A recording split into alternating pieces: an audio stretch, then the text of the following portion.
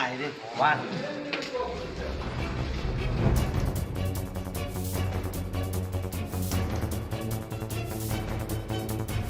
অবশেষে নিজের কক্ষ থেকে বেরোলেন কোচবিহার এমজেএন মেডিকেল কলেজ ও হাসপাতালের অধ্যক্ষ ডক্টর নির্মল কুমার মণ্ডল।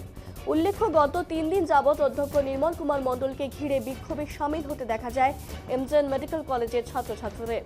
বিভিন্ন দাবির ভিত্তিতে দেখা যায় অধ্যক্ষ নির্মল কুমার মণ্ডল মেডিকেল কলেজে গেলেই কলেজের ছাত্রছাত্রীরা তাকে ঘিরে বিক্ষোভ দেখাচ্ছে এবং পরবর্তীতে দেখা যায় তাকে ঘর থেকেও বের হতে দেয় না ছাত্রছাত্রীরা। অবশেষে রোগী কল্যাণ সমিতির সদস্য তথা কোচবিহার জেলা তৃণমূল কংগ্রেসের সভাপতি অভিজিৎ দেব ভৌমিকের নেতৃত্বে এবং ছাত্রছাত্রীরা মন্ত্রী শশী পাঁজার সঙ্গে যোগাযোগ করে নিজের কক্ষ থেকে বেরোলেন অধ্যক্ষ নির্মল কুমার মণ্ডল। এই বিষয়ে অধ্যক্ষ নির্মল কুমার মণ্ডল জানান, ছাত্রছাত্রীদের বিভিন্ন দাবি রয়েছে, তবে সেই দাবিগুলো ছাত্রছাত্রীরা লিখিতভাবে দেয়নি, তাই তাদের দাবি মানা হয়নি। এই বিষয়ে তিনি আরও জানান, ছাত্রছাত্রীদের সঙ্গে কিছু ভুল বোঝাবুঝি হয়েছিল, এজন্যই অভিজিৎ দেব ভৌমিক আসেন এবং আলোচনা হলো। এখন সবই স্বাভাবিক রয়েছে। কি জানাচ্ছেন আন্দোলনরত ছাত্রছাত্রীরা, শুনবেন।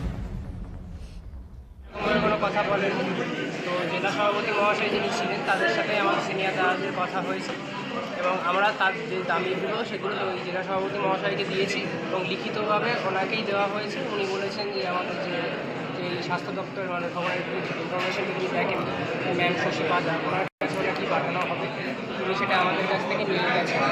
এবারে দেখা যাক কী হয়। আর তারপরে উনি তখন স্যারের সাথে কথা বললেন, ওনাদের মধ্যে সেটা কী হয়েছে সেটা আমরা আস্তে আস্তে জানতে পারবো। স্যারের সাথে যেহেতু আমাদের কোনো কথা হয়নি, সেই হিসেবে আমরা তবে আমরা আমাদের দাবিগুলো সমস্ত কিছু রেখেছি। যেহেতু এতদিন প্রিন্সিপাল স্যার আমাদের কোনো কথা শুনতে চাননি, ফলে আমরা ওনার কাছে কোনো দাবি রাখতে চাইনি, আমরা ডাইরেক্ট জেলা সভাপতি মহাশয়ের কাছে দাবিগুলো রেখেছি। এখানে সিনিয়র সবাই ছিল, ওখানেই দাবিগুলো রাখা হয়েছে, ওখানেই লিখিত সব কিছু জমা দেওয়া হয়েছে। দাবি রাখে অনেক কিছুই আছে আমাদের, সেফটি সিকিউরিটি নিয়ে সব কিছু, প্লাস যে সুইসাইড নিয়ে যে বন্ধ করেছিল অনেক কিছু ওখানে দাবি আছে। আপনাদের আন্দোলনটা কি তুলে নেওয়া হলো না কি অবস্থায় আছে? আপাতত এখন আমরা ডিসিশন এখনো নিই সম্পূর্ণভাবে, ওটা আমাদের আসুক সবাই আলোচনা করে, যদি সেরকম যদি আমাদের যে এগুলো স্পষ্ট দাবিগুলো সেটা যদি আমাদের মনে হয় যে আমাদের সম্পূর্ণভাবে আমরা আশ্বাস পেয়েছি, তাহলে আস্তে আস্তে আন্দোলন আমরা সরি। প্রিন্সিপাল একটা দাবি করেছে যে তার কাছে কোনো লিখিত দাবি, আপনাদের যে দাবিগুলো রয়েছে সেগুলো জমা করে দেওয়া হয়নি। না, প্রিন্সিপালের টিচার স্যারের সাথে আমাদের লিখিত দাবি অনেক কিছু আমার রিপোর্টের মানে পিডিএফের মাধ্যমে সেন্ড করা হয়েছিল, ঠিক আছে, গ্রুপের মাধ্যমে ওরকম হাতে লিখে দেওয়া হয়নি, কিন্তু পিডিএফ পাঠানো হয়েছিল এবং স্যারের সামনে গিয়ে এরকমভাবে ধরে অনেক স্যারকে বলা হয়েছিল স্যার এইগুলো আছে। সেদিন স্যার কিছু শুনতে চাননি, সেদিনই স্যার বেরিয়ে গেছেন এখান থেকে পারে। তারপর থেকেই আমরা এখানে 50 ঘন্টা সবাই মিলে এখানে করেছি। সেহেতু আজকে আমরা স্যারের সাথে কোনো কথা বলতে চাইনি, সেই জন্য আমরা জেলা সভাপতি মহাশয়ের সাথে কথা বলছি। না তোমাদের প্রবলেম তাহলে কি থাকবে? আমাদের তো কোথায় গেল এসে?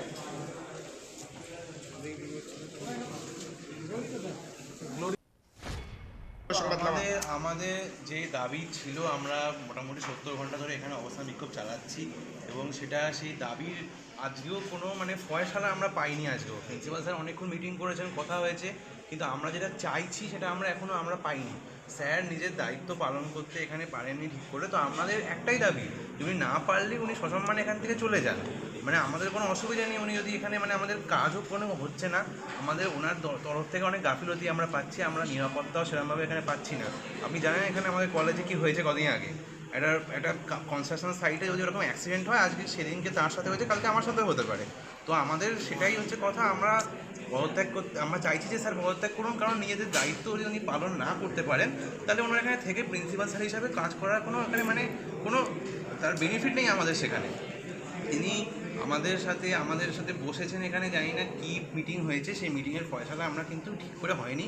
আমাদের বিক্ষোভ এখনও চলছে এবং আমরা আমাদের দাবিতে অনড় আছি, এই দাবি আমাদের থাকছে। তো আমরা কোনো সদুত্তর ওনার কাছ থেকে এখনও পর্যন্ত পাইনি। মিটিং হয়েছে, সেখান থেকে আমাদের দাবি এখনও মেটেনি, আমাদের দাবি সেমই আছে এবং আমরা সেখানেই আছি। সমিতির জনপ্রতিনিধি তিনি বৈঠক তিনি ছিলেন, তার সাথেও আলোচনা হয়েছে, তার সাথে কি আলোচনা হলো? এবং তার সাথে আলোচনা আমাদের মানে আমরা প্রিন্সিপাল স্যারের ব্যাপারে ওনার সাথে কথা হয়েছে এবং তিনি তার কিছু তার কথা নিজের থেকে বলা হয়েছে, তার জানিয়েছেন, তিনি আমাদের সাথে কথা বলেছেন এবং এই কথার লিখিত আমাদেরকে জমা দিতে বলা হয়েছে এবং এই লিখিত জিনিসটা আমরা অনেক আগেও জমা দিয়েছি এবং জমা দিয়ে চলেছি। তার কোনো আমরা মানে তার দিক থেকে আমরা রেজাল্ট আমাদের এখনও আমরা হাতে পাইনি বা দেখতেও পাচ্ছি না। তো সেটার জন্য কতদিন লেখা আমরা জমা দিয়ে যাবো যে এই কাজটা হওয়ার জন্যে, তাও আমরা আজকে আবার হয়তো আবার জমা দিচ্ছি, আবার আমাদের যা চাই আমরা আবার দাবি জানাচ্ছি সবাইকে। দেখা যাক এরপর কি হয়। কিন্তু আমাদের এই অবস্থানে দাঁড়িয়ে আপনারা কি আন্দোলনটা কন্টিনিউ করবেন? আমাদের আন্দোলন এখানে কন্টিনিউ থাকছে, যেমন লাস্ট 3 দিন ধরে চলছে। আমাদের এখানকার সব স্টুডেন্টরা স্বেচ্ছায় এখানে আছে, দিন রাত ধরে আছে।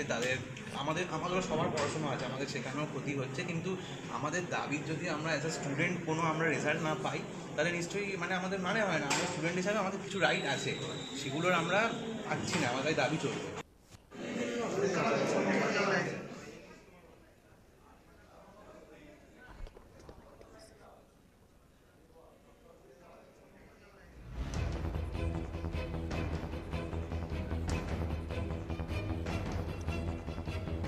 রোগী কল্যাণ সমিতির সদস্যদের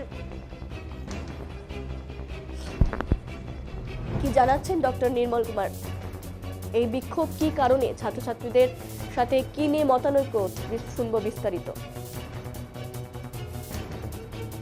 সেটা হচ্ছে যে এই অচল অবস্থা কাটানোর বিষয়ে যেমন আমি কি আমাদের মাননীয় মেম্বার রোগী সমিতি তার সঙ্গে কথা বলেছিলাম, তেমনি উনিও উদ্যোগী হয়েছিলেন। তারপরে উনি আজকে এসছেন, আসার পরে ছাত্রদের সঙ্গে আলোচনা হয়েছে, কথাবার্তা হয়েছে, আমার সঙ্গে কথা হয়েছে। আশা করছি প্রবলেমটা সলভ হবে। আজকে কি কোনো সুরাহা বেরোলো? সুরাহা বলতে জাস্ট একটা আলোচনার মাধ্যমে ব্যাপারটা এসেছে। ছাত্ররা কি আজকে অবস্থান তুলে নিচ্ছে? সেটা আমি তো ছাত্রদের ব্যাপারে সেটা হচ্ছে